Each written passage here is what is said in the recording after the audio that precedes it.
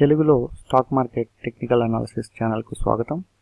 ఈరోజు మనం జెరోదా సిరీస్లో మార్జిన్ క్యాల్కులేషన్ గురించి తెలుసుకుందాం. Margin calculation for all investments, options కావచ్చు, ఫ్యూచర్స్ కావచ్చు, ఈక్విటీస్ కావచ్చు, అలాగే మనం కరెన్సీస్ కావచ్చు, కరెన్సీ ఆప్షన్స్ కావచ్చు, వీటన్నింటికి కూడా మనకు ఎలాంటి మార్జిన్స్ అవసరం. మనం 100 రూపీస్ ఇన్వెస్ట్ చేసినట్లయితే మనం ఎన్ని స్టాక్స్ కొనొచ్చు, ఇంట్రాడేలో అయితే ఎన్ని స్టాక్స్ కొనొచ్చు, అలాగే డెలివరీలో అయితే ఎన్ని స్టాక్స్ కొనొచ్చు, అసలు మార్జిన్ అంటే ఏంటి. సో ఈ విషయాలన్నీ కూడా మనం క్షుణ్ణంగా ఈ వీడియోలో చూద్దాం.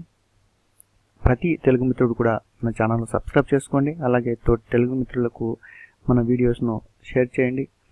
అలాగే జెరోదాలో ఎవరైతే అకౌంట్స్ ఇంకా ఓపెన్ చేయలేదో వాళ్ళందరూ కూడా జెరోదాలో అకౌంట్స్ ఓపెన్ చేసుకోండి. Demat and trading account open చేసుకోవచ్చు. ఆల్రెడీ మీకు ఇంకా వేరే అకౌంట్స్ ఉన్నా కూడా జెరోదాలో మళ్ళీ కూడా మీరు ఓపెన్ చేసుకోవచ్చు. వీటిలో తక్కువ బ్రోకరేజ్ మరియు ఎక్కువ మనకు టెక్నికల్ ఫెసిలిటీస్ అన్నవి జెరోదాలో అవైలబుల్లో ఉన్నాయి. అలాగే మిత్రులు ఎవరైనా సరే టెక్నికల్ అనాలిసిస్ నేర్చుకోవాలనుకుంటే మీరు నాకు కాంటాక్ట్ కావచ్చు. వీడియో చివరిలో నా మొబైల్ నెంబర్ అలాగే వాట్సాప్ నెంబర్ ఇవ్వడం జరిగింది. సో ఇక్కడ జెరోదా మార్జిన్ క్యాల్కులేటర్ అని చెప్పేసి ఒక వెబ్సైట్ అనేది ఓపెన్ చేయడం జరిగింది. సో గూగుల్లోకి వెళ్ళేసి టైప్ చేసిన, లేకుంటే మన వీడియో డిస్క్రిప్షన్లో కూడా నేను ఈ లింక్ను ఇవ్వడం జరిగింది. ఈ లింక్ను ఓపెన్ చేసి ముందుగా వీడియోను కంప్లీట్గా చూడండి. సో మీకు తెలియనటువంటి విషయాలు చాలా వరకు దీంట్లో నేను చెప్తాను. ముందుగా ఇక్కడ మార్జిన్ అంటే ఏంటి అంటే, ఇప్పుడు మనం ఒక 100 రూపీస్ తీసుకెళ్ళేసి స్టాక్ మార్కెట్లో పెట్టాం. 100 రూపీస్కు మాత్రమే స్టాక్స్ కొన్నట్లయితే మన దగ్గర ఉన్నటువంటి అమౌంట్కి మాత్రమే మనం స్టాక్స్ కొన్నాం. అలా కాకుండా మనం 100 రూపీస్ పెట్టేసి మనం ఒక 3 టైమ్స్ ఎక్కువగా, 4 టైమ్స్ ఎక్కువగా, 10 టైమ్స్ ఎక్కువగా స్టాక్స్ కొన్నాము అనుకోండి, దాన్నే మనం మార్జిన్ యూజ్ చేసుకోవడం.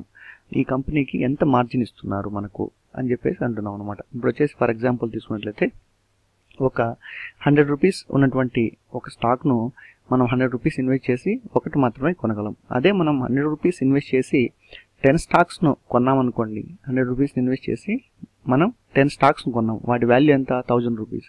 అయినా కూడా మనం ఇన్వెస్ట్ చేసిన వాల్యూ ఎంత? 100 రూపీస్. సో అక్కడ మనకు 10 టైమ్స్ మార్జిన్ అనేది లభిస్తుంది అనమాట. అంటే 900 రూపీస్ ఎక్స్ట్రా మార్జిన్ అనేది మనకు వస్తుంది.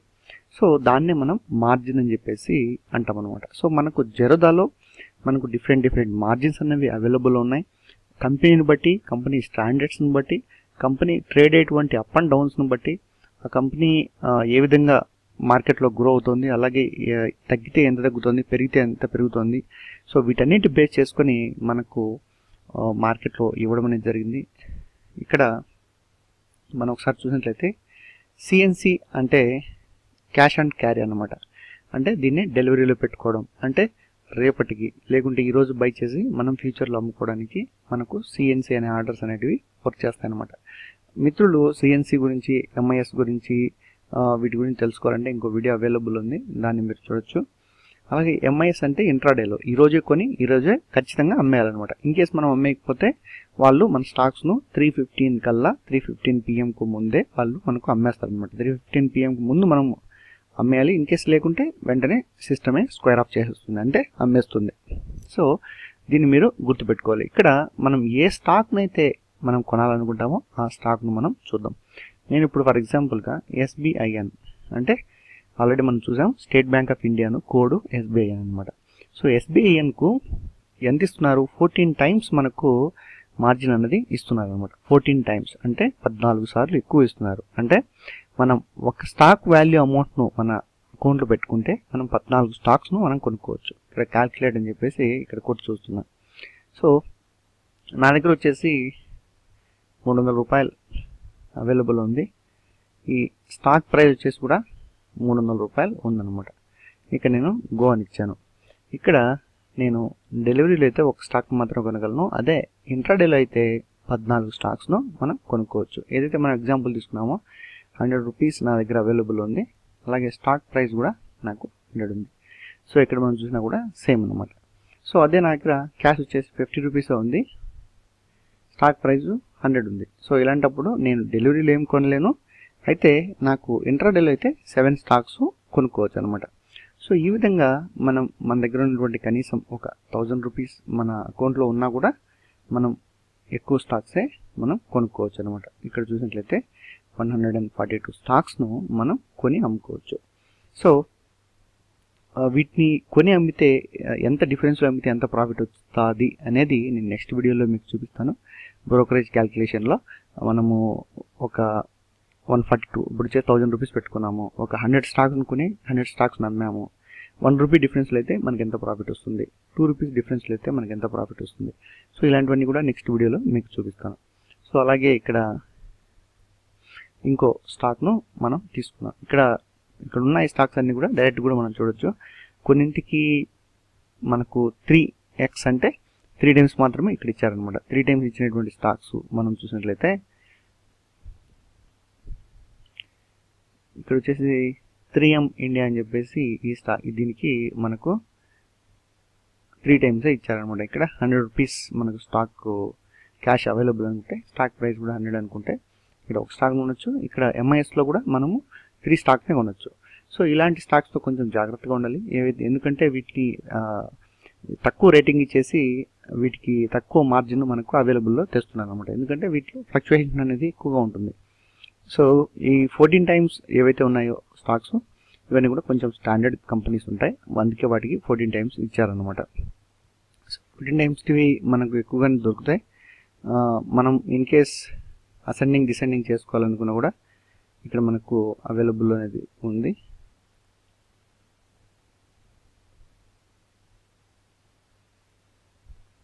సో ఇక్కడ 9 times 10 times up to 14 times వరకు మనకు మార్జిన్ అనేది వస్తుందన్నమాట. ఇది ఈక్విటీస్లో మనం క్యాలిక్యులేట్ చేయడం.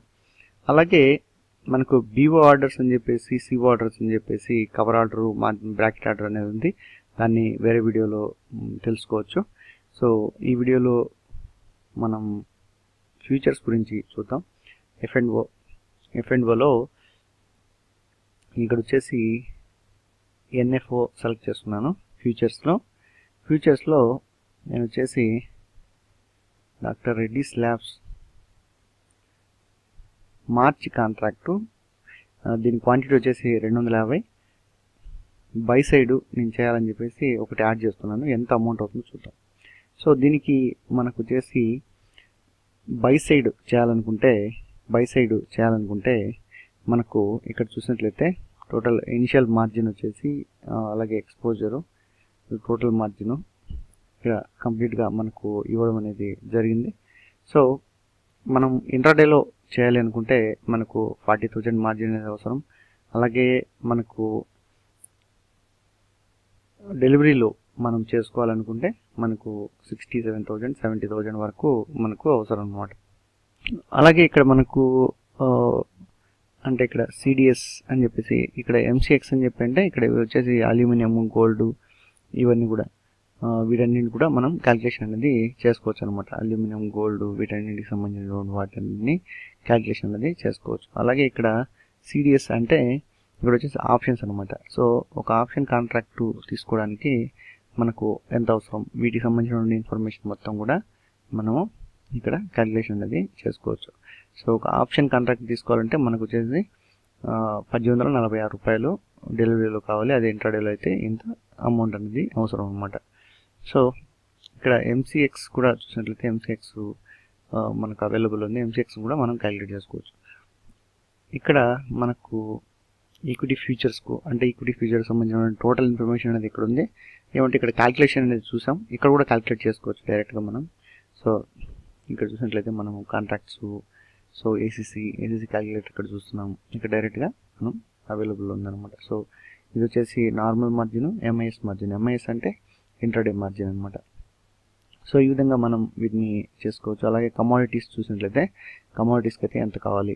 సో అల్యూమినియం చూసినట్లయితే మనకు ఇక్కడ మార్జిన్ అనేది మనం కనిపిస్తుంది. ఈ విధంగా మనకు మార్జిన్ అనేది అవసరం. ఇంట్రాడేలో మార్జిన్, అలాగే డెలివరీస్లో మార్జిన్ అనేది ఇలాగ అవసరం.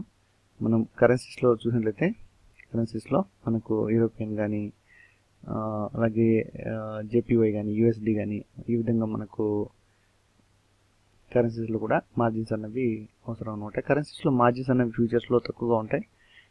అయితే వీటిలో కూడా కొంతవరకు రిస్క్ ఉంటుంది, కొంచెం రిస్క్ తక్కువ అని చెప్పుకోవాలి. అయితే కొంచెం జాగ్రత్తగా వీటిలో ట్రేడ్ చేసుకోవాలన్నమాట. వచ్చేటువంటి ప్రాఫిట్స్ కూడా తక్కువే ఉంటాయి.